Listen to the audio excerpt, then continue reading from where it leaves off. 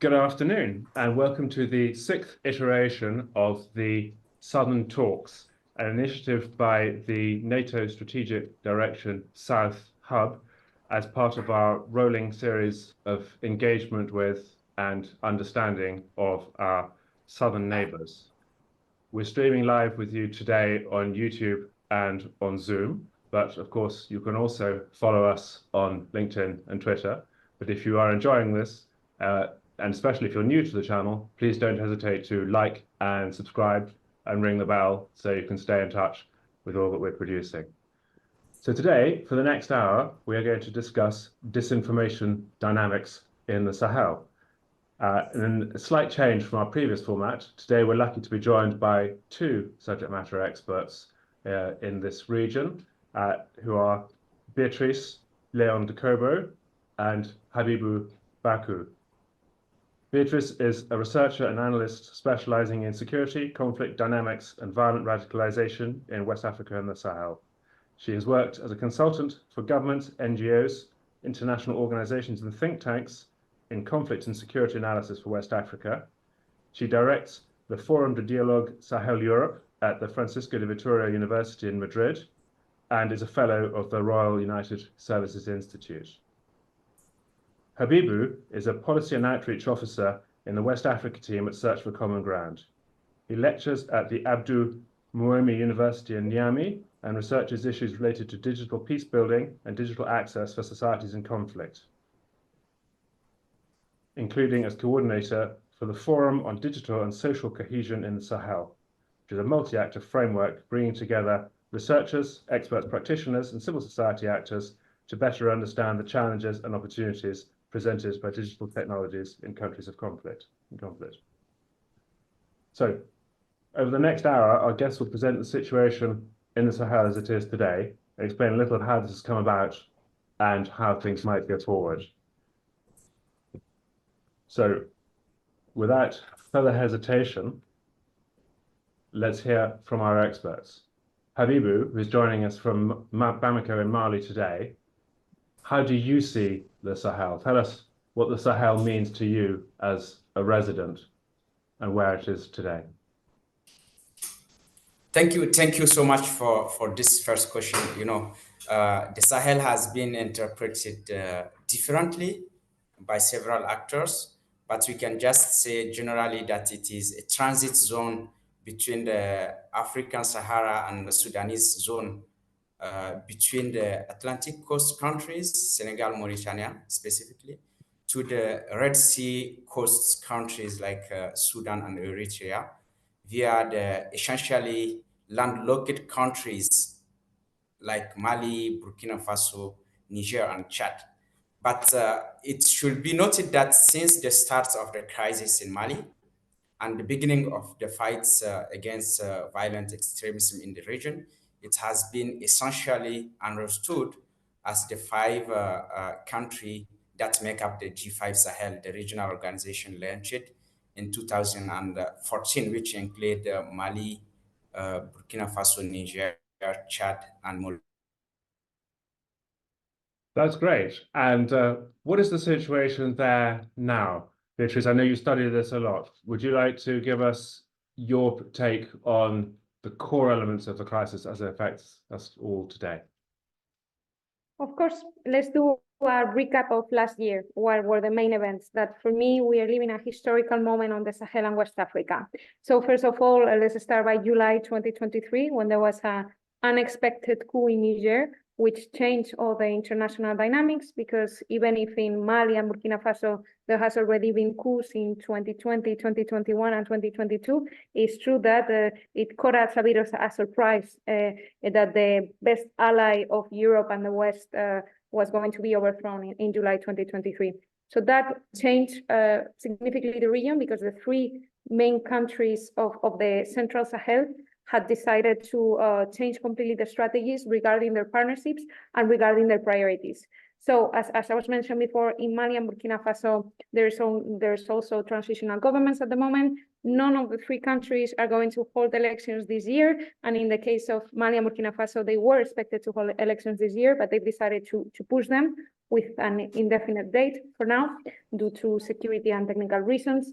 And after this coup, the three countries decided to form this alliance of Sahel states, which is one of the biggest change on the regions, because from that alliance that was due in part of the fact that ECOWAS had threatened to use force against the Niger transitional authorities after the coup in 2023. So these three countries have decided to have more or less the same foreign policy, and it's a foreign policy that I think the main highlights is the diversification of partnerships.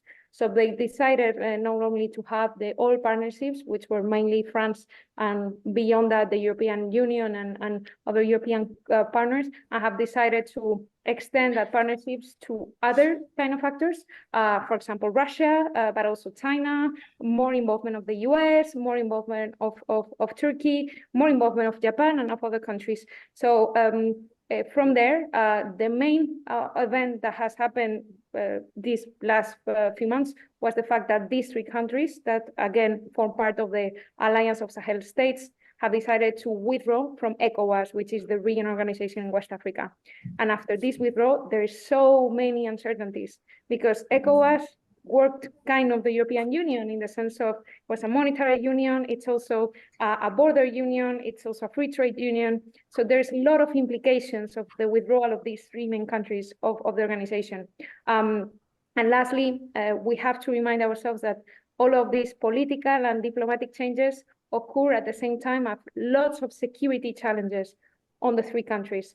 The three countries have decided to prioritize a pacification of the territory strategy, slightly in a different way. Mali has prioritized their partnership and alliance with Russia. Burkina Faso has decided to do it through the Volunteers of Defense of the Homeland, which are a group of civilians trained by the army. Niger is deciding because it's a very young transition. So as I say, all of this is in a security context which is very fragile. And unfortunately, I believe it's going to continue to be very fragile on the near future, because there is the risk of terrorist groups, especially Al-Qaeda and Daesh, but there's also lots of intercommunal violence and very dangerous security dynamics. And the three transitional governments are focusing on that agenda. When I hear you go through these points, it makes me realize the complexity of what is affecting these countries, but also the importance of not considering them as a single region. They have different approaches to different problems, although they have some similar challenges, such as isolation, poverty, extremely difficult climatic circumstances. And that makes me think that while they have these internal differences, they are perhaps in danger of being floating on the wider global geopolitical scene, and that perhaps the change from largely French-led, Western-led support efforts may be a traumatic period. And I wonder if there are ways in which this could be made worse by the messaging coming from different players. And I think perhaps including Russia. You mentioned Russia as a partner, but also a country that has a reputation for unconventional methods of engagement, particularly in fragile states. So is there a disinformation crisis happening at the moment? And is it regional or is it very different in the different countries? And is it coming from the outside or is it internal? How do you see it? Habibou, you experience this every day and you know these countries very well, living there. Tell us how you see it. Okay, thank you for this one. Sorry, I lost my connection just right now. But maybe quickly to come back about the Sahel, I was saying that we at Search for Common Ground, we really focus on the three Sahelian countries, and in taking into account also the fact that there is a spillover dynamic to other countries like Benin. And Also, as Beatrice mentions, the region has faced a lot of uh, challenges, which are not like as we see today, the challenges, for example, between international partnership between Sahelian countries and Western. But in some years ago, these challenges doesn't exist. So about the disinformation one, maybe before I say anything, I think it will be really useful to clarify one or two issues. The specific disinformation, come against a backdrop of mistrust of safety system about Western security partnership in the Sahel and elsewhere for many reasons. At present, the legacy, for example, of the colonialism, the question about the effectiveness of the security partnership. So all of this really creates a public skepticism. So yes, there is misinformation that like spread based on this skepticism. So secondly, also, when you ask a Sahelian person about what is misinformation and how he feel it, it's not just misinformation that impacts them, the population. It is also, misguided approach to, it is a misguided approach to focus specifically and only on misinformation. Like hate speech also have had high visible social consequence in the region, which like creates a kind of mistrust also between the communities. So I will finish with a few examples of misinformation trends that we are observing in the region and which come out uh, of a baseline study that we conducted. Like for most of the respondents, misinformation is produced and presented in all formats, like visual, audio, writing, just to attract public attention and to drive this skepticism also in regard to several actors at international, regional, and local level. And there is a lot of things also, a lot of drivers that make people or several actors to be parts of this. And I will give like two or three. The first one is having a kind of social influence and social visibility. For example, some people are motivated by the desire to attract attention, to gain popularity, or to feel important by being the first person to share an information which shock people or which make again a gap between communities. I will give you an example of someone from Gao who said that what motivates people to create and spread misinformation is this desire to be the first person to inform everyone. The second one is also the political manipulation. Beatrice was just highlighting the political context. So some people use this one to like in political campaigns to influence public opinion or to discredit political opponents or promote a particular ideology.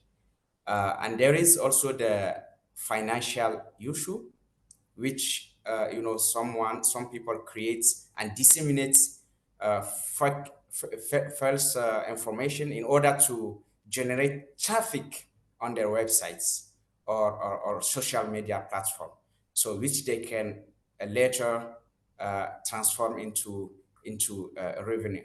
But all of this also is possible because there is a kind of lack of digital literacy.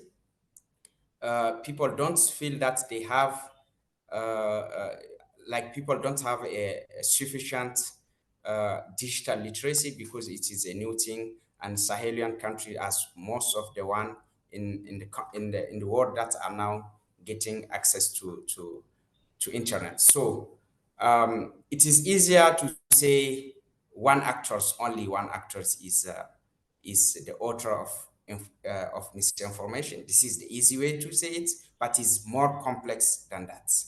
So it is really the most important things is that these actors which are involved in misinformation have found it favorable climates due to the loss of confidence caused by like more than a decade of fight against insecurity that hasn't produced all the expected results. And the institutions also of policies that support, I will just right now mention the digital literacy, like lack of this policy also that support digital transition and digital education in the region. So maybe quickly, that's what I can share with you. Yeah, thank you. I was very surprised to see a statistic that I received in a report from the Africa Center for Strategic Studies earlier this month that said that there are 400 million African social media users, of which 300 have joined social media in the last 7 years. So I can quite understand this is something very new and with a very big impact, obviously in an area that had relatively little exposure to perhaps wider world and to the wider internet until recently. And is this something that that's Search for Common Ground and others are working on in the region? Other Western NGOs like yours, or Western originating? You're silent, Habibou. Yeah, yes, it is something we are working on. And this is what we call also our digital peace building approach as Search for Common Ground, because we realize that today there is a lot of digitalization, access to social media, and creating of new social media. So, and the information flow is becoming more and more important, and it is affecting conflict dynamic at local level, but also the trust between state actors in Sahel and the population, but also the trust between the population and international actors. And it's produced a lot of consequences. So the conclusion is that there is a clear link between access to information, which can mean also, which is an opportunity, but also a challenge if there is no sufficient digital literacy. So there is this link with peace and international partnership. The work we do is to make sure that we mitigate challenges through positive information sharing, for example, through resilience building in digital space, and then also make sure that not just mitigating, but to make sure also we share positive messages. So this is our digital peace building approach, and we extend it also to make sure that one actor cannot do everything regarding Sahel context today. There is a need for open partnership between civil society, for instance. There is a lot of civil society that has been created around digital space, state actors, because they are also part of this, international partners, but also big tech companies. So to make sure that we have a space to discuss, not just mitigating, but also a space to find joint and common solution. So I think this is important in terms of what will be the next coming years and the next coming years dynamic in the region. Gosh, thank you, Habibou. There's a lot in there. And it's disappointing when you talk about the increase in hate speech.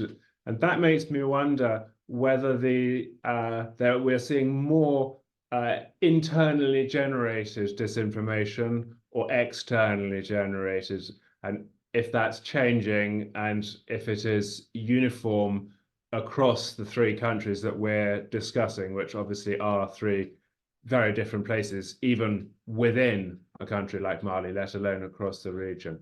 But Beatriz, please don't hesitate to jump in, because I know that you're also studying these topics from a different angle. So, Habibou, are we seeing changes? And Habib and Beatrice, from the outside, are these trackable, particularly locally driven versus externally driven?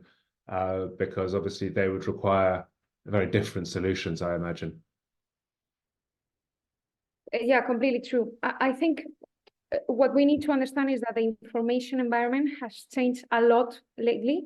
So first of all, the governments of the three main Central Sahelian states want to control the narrative, especially regarding the security issues.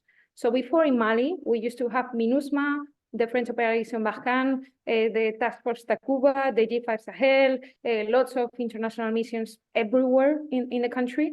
And now we don't have any of that. So the visibility that the international community has across the territory has really diminished, which means, as Habibou was saying before, that there is a competition to try to report the first attacks, the first things that happens, the earlier the possible, the better. So that's how disinformation gets generated, when people rush to publish whatever they think they've seen. So it is disinformation, but not necessarily done on purpose. And then the state does not really allow other versions than their version to be nourished in the country. So if the state, let's say Burkina Faso, says that an operation has been conducted in one place in 1 hour to kill terrorists, there cannot be any other version. And if there is any other version, unfortunately, those versions are really not allowed by the government. And that's why we've seen lots of journalists and human rights activists in prisons in the three countries. So the appetite of these governments to really control the narrative is something very new in comparison with other previous governments. And we've also seen that the international community has less and less visibility of what's going on in the country. So that's why the whole information environment has really changed. And lots of people are producing this information without necessarily knowing that they are producing this information. And that has also legitimized, and I would not legitimize the actor, but just legitimize the fact that other actors, armed actors, are informing about things, and international community and donors and everyone is reading their communiques much more closely than before, because now there is some armed groups or some terrorist groups that are informing about the things that happen on the ground, and those are being read and are being publicized much more than a year or 2 years ago, which is very concerning. So there's lots of information actors that have entered in the space, as you say, locally. And apart from that, there is this massive current of disinformation coming on internationally, lots of actors that try to influence public opinion. As you probably all know, all French media has been kicked out of the three countries because the government believed that the narrative was against the interests of these countries. So the whole environment of disinformation has truly changed, of information in general, and that is making lots of actors that shouldn't be legitimate informants being informing. As Habibou was saying, unfortunately, there's also lots of people that are here for profit. So they sell their influence, their followers to whatever bidder. And in those bidders, unfortunately, there's some with certain agenda and certain interests, and some of them are to counter Western influence, and particularly French influence in the Sahel. And so, as I was saying, very complicated disinformation and information environment. And I think this has caught everyone by surprise, because international community has gone out, and at the same time, lots of information actors have appeared a bit out of nothing. Gotcha. Thank you. So to me, that sounds like there's a big unregulated free-for-all taking place in the information space in the region. And I know that even in the Western countries where you and I are from, there's always the same message that government and regulation is struggling to keep up with new developments in media and communications. And I wonder whether, at least in these three countries and perhaps elsewhere in the global south, this is the same problem, but perhaps even more, that there's just completely insufficient regulation and standards for journalism, particularly in the new digital media age. Because if that is the case, that might be something that is easier to fix than some of the problems that affect the Western Sahel. But of course, it leads to questions about the best way to create appropriate legislation in these countries, which are, of course, different countries with different problems and, of course, different national sovereignty. Are either of you seeing that there is an approach to try to fix any of these problems, but in particular those around legislation and management of media, whether it's traditional media or new media? Yes, and that unfortunately is not the same in the Sahel than in the rest of the world. So I will just explain the facts, then everyone can make their own opinion. But basically, these governments have regulated more than ever the media and the social media, which unfortunately might have had an impact on the freedom of expression of lots of individuals that believe that the narrative of these governments is not necessarily the truth, and therefore they want to express a different narrative of what is going on.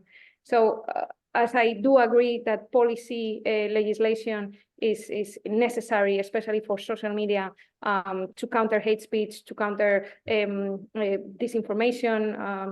I will also say that in these countries, the approach of trying to legislate has been quite harsh, but unfortunately that also imposed quite a lot of risks for freedom of expression. So I think the balance is very delicate in these countries in comparison with others, that it's easier to legislate. But maybe Habibou, you want to add something on that you're based in Bamako? Sure. Yeah, I just want to add the fact that, but there, just to highlight the fact that there is a lot of things that are being done also to make sure that there is a kind of advancements and adaptation at the local level. So, and most of all the Sahel 3 countries, for example, adopted the cybersecurity law, and also trying to really make safer as they can the digital space.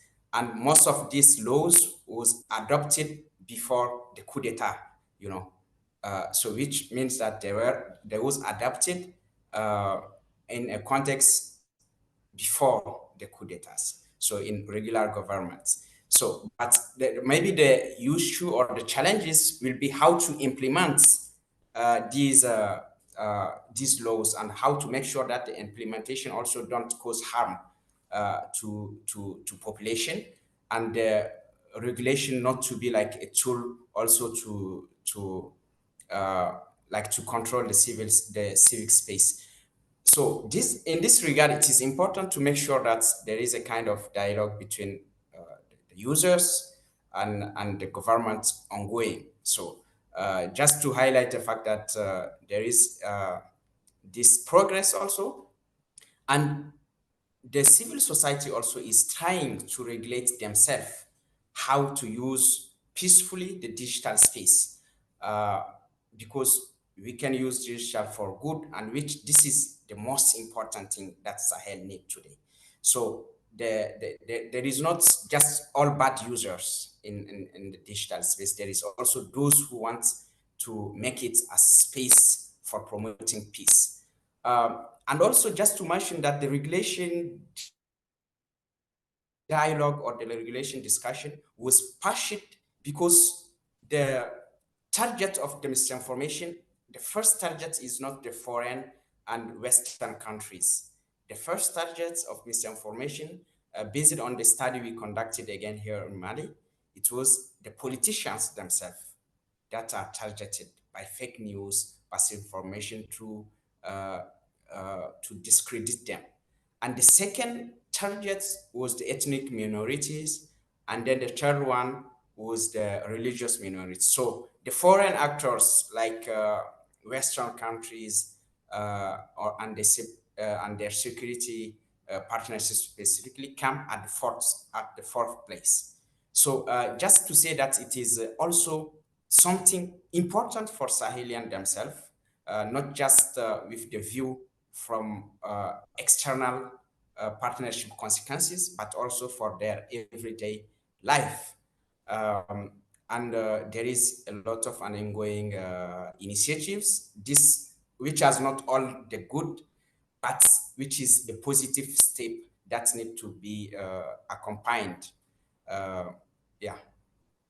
Yeah, that's interesting. Thank you. I see a couple of questions that really jump out at me in that. One is that there seems to perhaps be transfer of experience from countries perhaps has been happening during the previous regimes. And I worked in Eastern Europe for many years during the 1990s, and we saw organizations like the Council of Europe, the regional organizations, sharing legislative ideas with the newly emerging countries. And I wonder whether regional organizations such as perhaps ECOWAS in particular, in your case, but the African Union as well, could be a hub for sharing of best practice, perhaps especially with countries that have made a point of distancing themselves from traditional partners. I wonder whether that might be an easier way to do that. The other thing, I think the second part of what you were saying that really came across to me was the idea that a lot of this is targeting internal targets. You mentioned very sadly that minority groups, vulnerable groups, as well as, I'm assuming, opposition politicians in particular, but maybe also government politicians, are being targeted. And that would suggest to me, perhaps I'm wrong, that a lot of this content must be generated internally within the countries.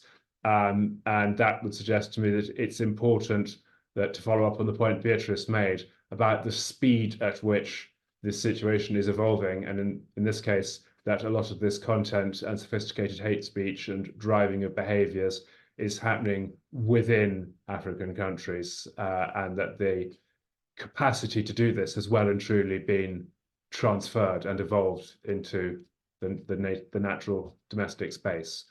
Would both those two things be correct, or am I wrong? I think you're right, especially on the second point regarding the fact that lots of disinformation campaigns are locally driven, or if not, West Africa driven. In terms of using African Union and ECOWAS to share lessons and experience, I think there's definitely common ground to share lessons, and it's always a wonderful exercise. But I will say that right now, unfortunately, anything at least that comes from ECOWAS will be probably perceived as trying to damage the Alliance of Sahelian States agenda, so Mali, Niger, Burkina Faso agenda. So we're very careful to try to use ECOWAS to share good practices around this information if what we're trying to do is counter disinformation in these three countries, because ECOWAS is perceived as an actor of disinformation for these three countries. So that's the problem, the perception of who is the actor that is disinforming. That is really, and that really varies. If you ask someone from ECOWAS, they will tell you one thing. If you ask someone from the Malian government, might tell you another thing. If you ask someone from a civil society group, they would tell you a third completely different thing. So who is the disinformation actor is really not necessarily clear. Because for the same event, there is three different narratives that appears immediately. So, and again, this is because we don't have access to information as we used to, unfortunately, and because there are certain actors that are really pushing information in one particular sense. Habibou, is that your opinion as well? Yeah. So I just want to say that, like, also, you know, Beatrice mentioned the challenges regarding ECOWAS, and I think you see it as specifically since the creation of Alliance des États du Sahel. So, but maybe we can see things not just as state-driven approach, you know, because even the little progress that was made, which is the law on cybersecurity, the law on data protection, for instance, were created based on an African Union and ECOWAS architecture, which built a kind of directive based on which the countries adopted this law. So, and beyond that, I was in Burkina Faso recently, and I hear that, like, they adapted their regulation because Cote d'Ivoire, which is a broader country, adopted a regulation which is more updated, and they are learning lesson from them. So I will say that between the states, we can have the way to make sure that there is experience sharing. And the most important one is also the civil society, which is very important. And, like even in the ECOWAS, there is a lot of civil society networks, and through which it is possible to share lessons, to share experiences, and to advance the regulation. So from the European and Western countries regulation advancement that you mentioned, I think also it is an opportunity to discuss with Sahelian countries. I will not say that there is no entry points. There is always entry points when there is shared understanding on some points. So which is the problem, and what do we want to do jointly on this? I know that there is this Digital Service Act and a lot of regulation that are ongoing there, to see how Sahelian countries can learn from it, and also how to take advantage, also to take companies auto-regulation processes also.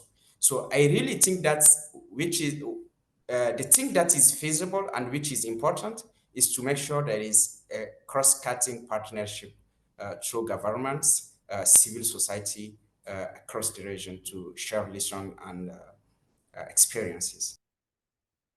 That's great. So clearly there are indigenous and probably, I imagine, self-sustaining methods through which these lessons can be learned and shared. So do you feel that in that case that you are at least reasonably positive that these situations can, I hesitate to use the word be brought under control, but can evolve into a good direction where they start to become less destabilizing in the region? I am a bit pessimistic, probably. I think we haven't still grasped the consequences of disinformation yet on the Sahel for the years to come. I think, unfortunately, there's so many things going on at the same time. Every week, something happens. If it's not Senegal pushing the elections and then having elections this weekend, is the fact that the Niger has decided to stop the accords with the defense accords with the America. If not, is that Mali has decided to go out of the Algiers Accords. There's so many things going on.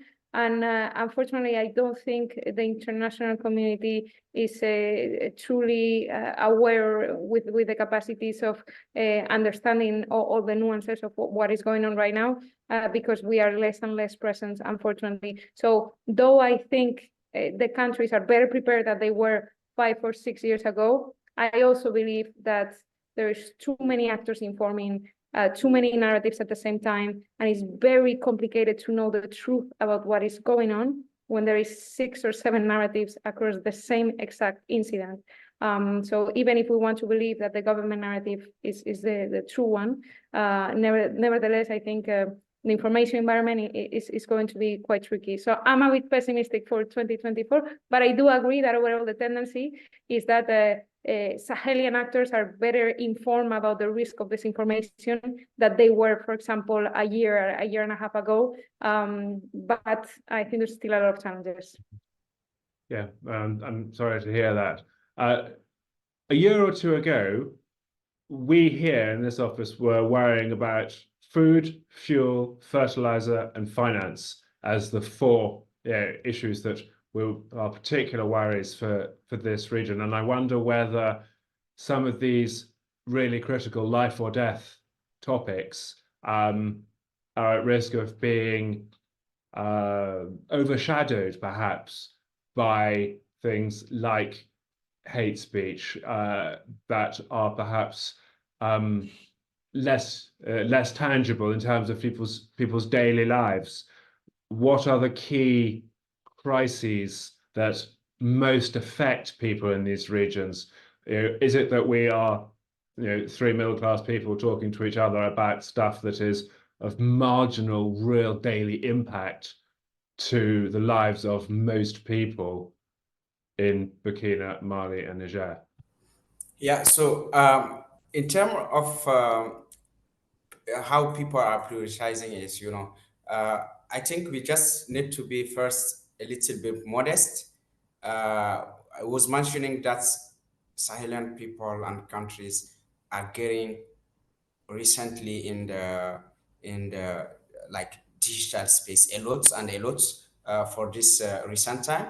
So the first thing is that we are observing that there is a kind of uh, trends in which users like bloggers associations, fact-checking associations are being created in all these countries. So which means that there is a kind of common view within the population that this is affecting again their every time life is and their every time way to live. So it is really important to consider that fact that Sahelian people are also getting more and more aware about that and are being more interested in tackling these challenges. And the effect also is clear between what is going on offline and what is going on online. So the online tool become something that's spread offline dynamics. For example, local conflicts are more getting exacerbated due to the access to the digital tools and digital and misinformation. So this link is very important, and there is clear interest for people also to move forward. I see we have a question which is coming from Dr. Nabeli Pelinmanti. Hello, Dr. Nabeli. I see it's your second comment. Thank you for taking such an interest. Dr. Nabeli says, is it possible to initiate a verification mechanism, a common platform to implement rule-based information sharing? Beatrice, what do you think about that? I don't think so. I mean, that would be the ideal, but if we are not even able to do it within countries that are very digitalized, I would not believe that would be possible in the Sahel, especially because how can you verify when there's no access to the ground? There's literally no access to certain communities. They are just too insecure, or they are controlled by terrorist groups. So unfortunately, I think there's lots of projects, and I think Social Common Ground, I have a couple of them, and if not, I just on the top of my mind, I know Code of Africa, what the other think tanks, Africa-based, are really focusing on trying to have these fact checkers and verification mechanisms of news implemented. And I think that's very good civil society-led initiatives, but it's still very complicated to do it as a common platform across the few countries. And I will also say I'm doing a PhD on sociology on radicalisation, and one of the things I've gathered from my research is the fact that once you cognitively receive a piece of information, the version that stacks more with you is the first one that you receive. So it takes longer to fact check and to give a truth version of an incident than it takes to the brain to assume as truth the first version that you receive.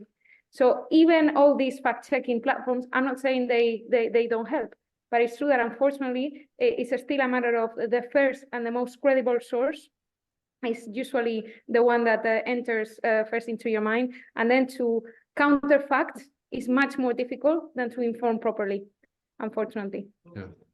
And I suppose that many people are simply following media streams that broadly report what their the ethnic or religious or other favorite group might be wanting to share with them what they want to hear. And this is a worldwide problem. This is not a. As I said, we're all guilty of that sometimes. A point is coming from Marika DT, who asks, what about those governments who try to control the media, the narrative, and therefore banning certain news and radio channels. Is this really the right way to handle? I suppose America is thinking about the balance between a free market, deregulated media, and government control and censorship. Or is it that we are finding that there is a degree of self-censorship, perhaps, within particularly the traditional media, where I suppose government control is stronger, and therefore, even especially perhaps older people who have pre-internet media consumption habits are getting different messaging to the wild west of social media news. Is that something that's common in the region, Habibou? Okay, so for the role of like between the auto-regulation, market-driven one, and state-driven, which can have its challenges. So I think maybe I will add it will also add like a comment on what Beatrice said, which I'm not totally agree with, like regarding the fact that it is like more difficult to have also a common platform. You know, I was just mentioning that it is possible to have this kind of platform because we experimented it here in Mali as a country. We worked with the National Center for Early Warning Prevention to set up a platform which is informed by population which are affected by this misinformation. So I will say that it is possible to have this kind of platforms, and the regulation discussion also. From my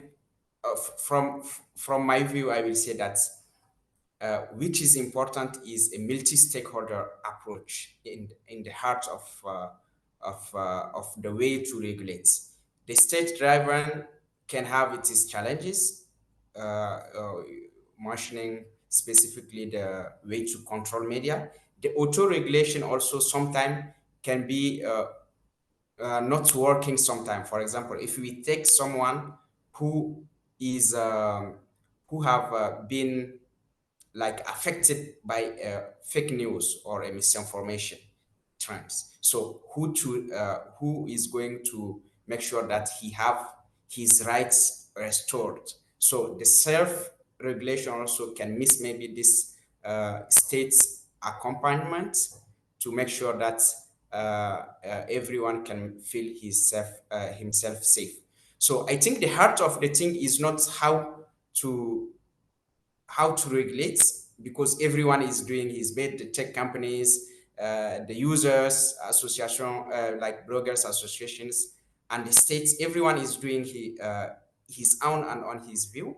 But the most important question is how community, with which approach community feel more safe on online space. So this is the heart of the thing.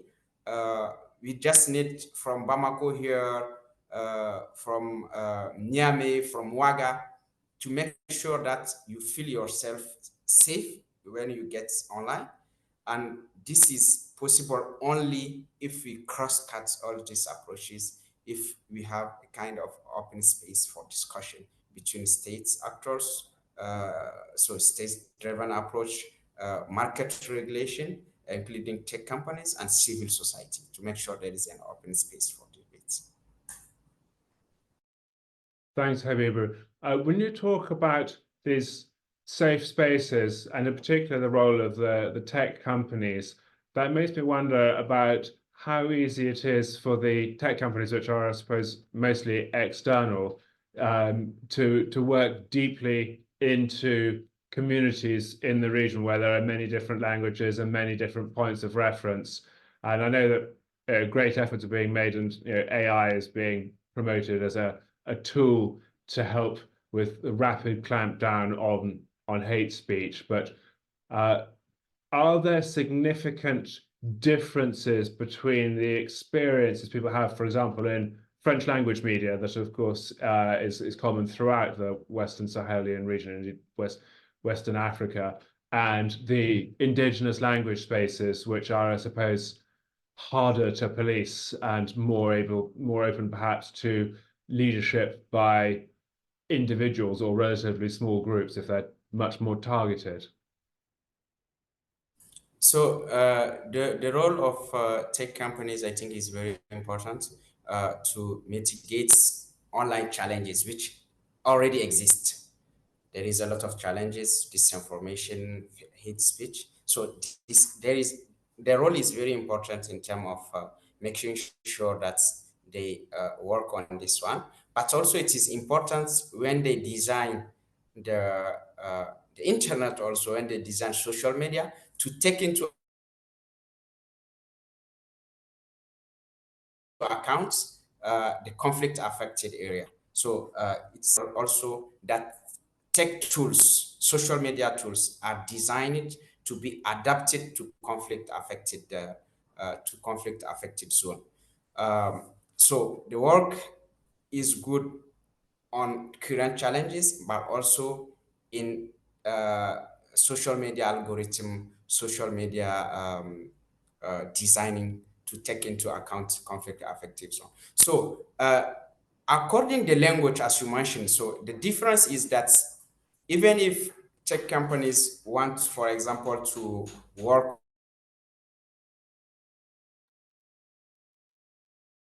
on the content moderation, for example, content moderation is challenged by the fact that I'm not sure that there is a company that can talk all the languages. And you know, in Mali, Niger, Burkina Faso, there is a lot of languages. People, and they have the way to make like audio in their own languages. So it's difficult to track real time what is going on.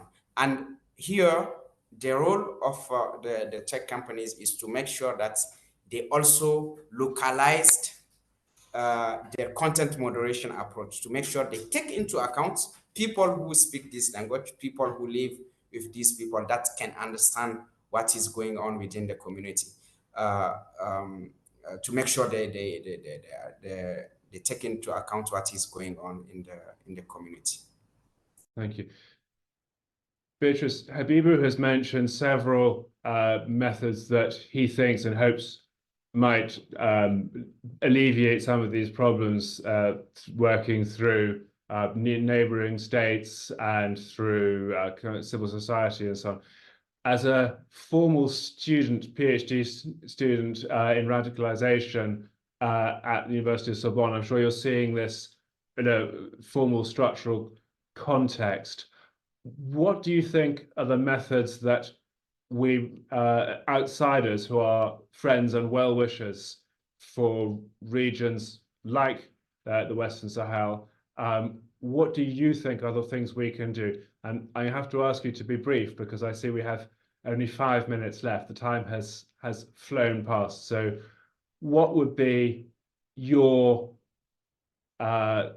contribution, your final sort of takeaway as something that you think that outsiders, broadly the Western world, NATO and its allies and friends, might contribute, that would make an achievable, quick, effective difference? Thank you. So first of all, I think the West needs to go back into the information space. So I'm not talking about disinformation, but you can all see that right now Malian media, Niger media are getting their news from TRT or from Xinhua, and they are not getting any more from the Agence Française de Presse. So it is true that we are less visible right now on the information space. So that means that the consumers of the media are not receiving necessarily all the versions, but they're just receiving a particular version of the truth. So I think as the West, we need to try to enter again into the information space as much as possible. Then I think that we need to give support to any platform that is trying to do fact-checking, dissemination of counterfactual tactics, and trying to support associations and initiatives such as the one that Habibou has mentioned previously, which works also with a lot of local journalists, but also lots of people that understand very well disinformation dynamics. And as you were saying before, we forgot to mention that it's not only social media where disinformation is being done. Most of the consumers in these countries live in rural areas where internet doesn't necessarily get there. So it's radio, actually, that is the main means of communication. So, of course, then the language barrier is massive for Western partners. So that's why we need to support local media that will support narratives which is not only about disinformation, but also, as Habibou was saying, positive messaging on the community, try to counter hate speech, try to counter giving counterfactuals to some of the unfortunate disinformation narratives that are spreading there. And I think we also need to be very vigilant on the information space now that we are less present on the Sahel as the West. So we need to have a nuanced approach, try to understand the events that are going on the ground, and try to get it from multiple sources until we obtain the truth, and not necessarily give the first version as the truthful one, because unfortunately that's what's going on right now, and I feel it's very damaging for us to continue that approach. I think that will be my three approaches that are complementary to the one that Habibou has said in the past. Great. Thank you.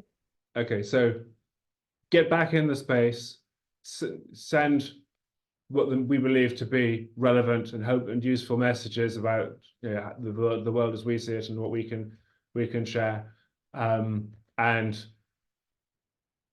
I think that the point is absolutely right, that there is we have to be positive and message in. I also liked your point about that people need to understand the pros and cons of this. My own children experience endless classes about its safety online and so on, and maybe this needs to be mainstreamed, that there are different and unconstructive messaging taking place, and to ensure that people normalize trying to look at all sides of the argument. It's not always easy to do, and we're all guilty of it. Habibou, one takeaway for you. Is there one final message that you'd like our audience to hear in the last seconds? Okay. So I just want to say that I subscribe on what Beatriz said about the local media players to empower them.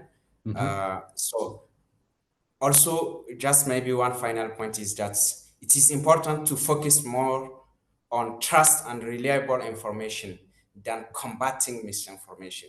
It's natural for people to focus on misinformation, but as it is common to say, it's the best way to control the weeds is to tend your garden. So in other words, it is important that all actors, including military actors and security apparatus also, understand that's the limits of what they can do or what other actors can do, and to work with other partners like development agencies to support this positive development we are mentioning, and the whole information landscape and digital literacy and so on. So, and it is very important to strengthen collaboration with all actors, including the government, by setting a strategic partnership and sharing expertise to develop joint initiative to combat, to work on misinformation and hate speech more effectively. So this is what I can say quickly, and thank you very much. Okay, well, thank you, Habibou, and thank you, Beatriz, and thanks to everybody who has been watching and commenting. There's been another nice message from Dr. Nabile, congratulating both of you. So don't hesitate to pass that on and to endorse it. And finally, just to say to everybody, please remember, if you have enjoyed this, found it helpful, useful, informative, then on the YouTube channel, please like and subscribe and ring the bell icon so that you will see our next contribution. And of course, you can also follow us on LinkedIn and X/Twitter and look at our website. And of course, there are plenty of other NATO channels broadcasting on lots of different things. So please do follow those.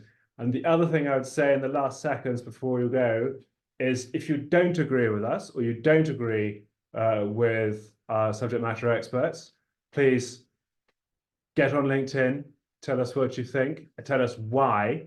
And if you have subjects that you think might be suitable for Southern Talks, then let us know. No promises, but we always look forward to hearing from everybody. So thank you, Beatrice. Thank you, Habibou. And from a very dark room in very sunny Italy, very good afternoon. Thank you very much for the opportunity. Bye-bye. Thank you very much for bringing us. Great. Thank you.